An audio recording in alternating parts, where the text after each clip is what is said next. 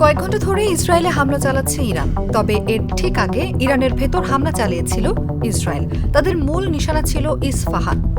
অন্যান্য শহরে ছড়িয়ে থাকা খনি এবং প্ল্যান্টের পাশাপাশি মধ্য ইরানের ইস্পাহানে ইরানের কনভার্সন প্ল্যান্ট বা রূপান্তর কেন্দ্রটি দেশটির বিশাল পারমাণবিক অবকাঠামোর একটি অংশ।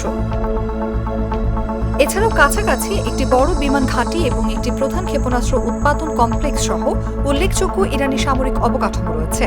২০২৪ সালের এপ্রিলে ইসরায়েল ইস্পাহানের একটি বিমানবন্দরে একটি বিমান প্রতিরক্ষা ব্যবস্থার ক্ষতি করে।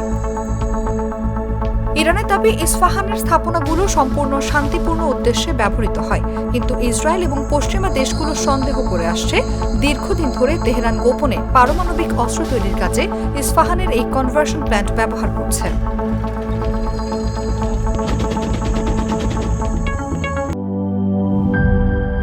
সানবিট সব দিবে সামাল। সানবিট ম্যাজিক প্রেস ডিশওয়াশিং এর মাথা ঘোরানো সলিউশন।